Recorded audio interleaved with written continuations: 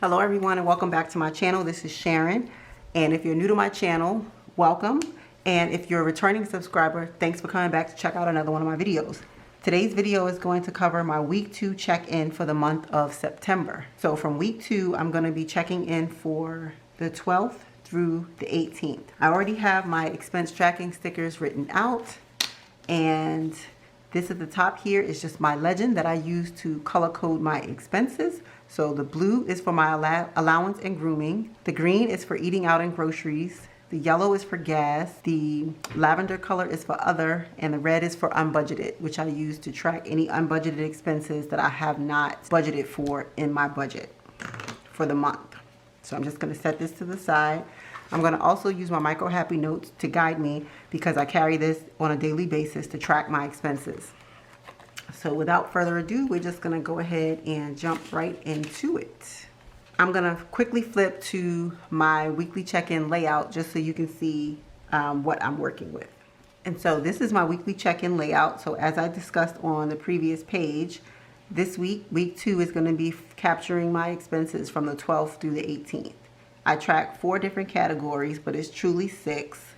I do my personal, which includes allowance and grooming, groceries, which includes my groceries as well as eating out, gas, and unbudgeted. So I'm just going to flip back to my monthly view and start laying down my expense stickers. Okay, so starting from the top, my personal category, I did not have any expenses for my personal category, so I'm just going to move right into my groceries. And for groceries is where, again, this week I spent the majority of my money. So starting from the 12th, I went to Walmart and I spent $25. Next, I went to Costco on the 13th and I spent a total of $104. That was actually National Grandparents Day. And then also on the 13th, I went to Target and I spent a total of $7. I also went to Wegmans on this day, which is another grocery store in my area. They usually have really good produce and like deli meats and stuff. I really like it because it's pretty clean. So I did that as well. Then as far as my eating out on the 13th, we also went to Rita's. This was a busy day. We went and got ices. So that was a total of $10. And then on the 14th, I went to Starbucks. I'm trying my best to will myself to stop drinking coffee. I'm trying. I'm really trying. I haven't been very successful, but I'm trying. Next, on the 16th, we had Chick-fil-A, and that was a total of $28. And then on the 18th, we had Chick-fil-A again for dinner this time, and that was a total of $26. And then the last expense was actually on the 17th, and this was for Starbucks. This was like a late evening run. I ran out of coffee at home and I was trying not to get it all day, but then that evening I just went ahead and went for it and went to Starbucks and got me a coffee. So for gas, I actually did not have any expenses for gas this week either. However, I did have one expenditure from my sinking funds, and that was for a total of $25, and that was out of my school category for school supplies.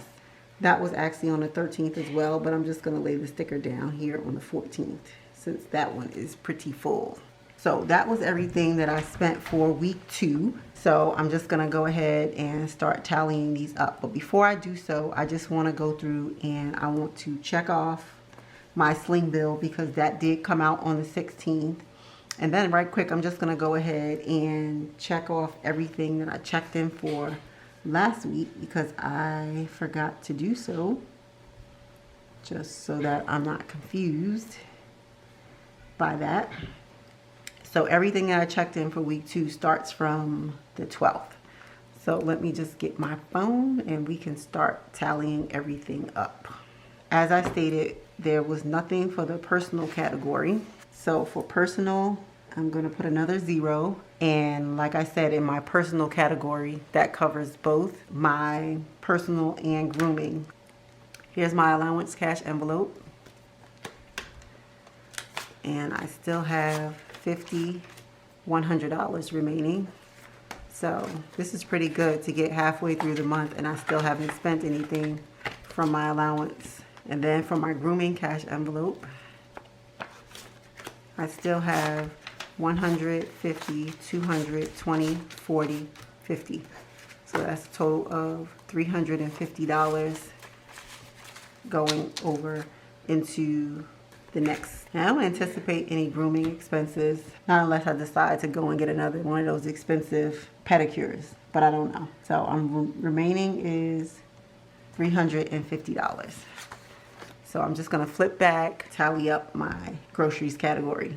On the 25th, that was $25, and then I had $10, $20, $7, $104, $20, $28, $20, and $26. So that's a total of $260 that I spent out of my groceries category for week 2. So $260, and then remaining from week 1, I have $452.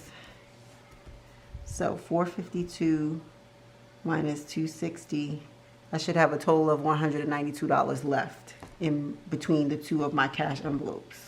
So here's my groceries cash envelope, and I have 50, 100, 50, 70, 80, 1, 2, 3, 4, 5, 6, 7, 8. So I have a total of $188 going into week number 3, and this is for groceries. And then I have my eating out cash envelope, and this has a total of 1, 2, 3, 4. So that gives me a total of $192 going into week 3 for my groceries category. $192. So for gas, I didn't have any expenses this week, so I'm rolling over $139. And then for unbudgeted, I didn't have any expenses. Oops. So I'm just gonna put a line there for that. So what I'm going to do is just check off everything that I've checked in for this week. Wow, I really have to do a better job with my eating out, because it looks like this is where, between eating out and groceries, this is where I'm spending all my money. I need to reevaluate some things and be a little bit more strict. That's what I need to do. So that's what my check-in looks like for week 2. So now I'm going to go ahead and flip to the back, and I'm going to pull my number for week number 38 for my 52-week savings challenge. Okay, so this is my 52-week savings challenge tracker, and everything that you see highlighted in pink are the numbers that have already been pulled, and everything that you see that has not been highlighted still remains. So that's what I use, the 4 highest numbers, and that's how I budget for what I believe I'm gonna put into my 52-week challenge for any given month. So I keep the numbers in this mason jar right here, and every week during my weekly check-ins, I will pull a number for the corresponding week.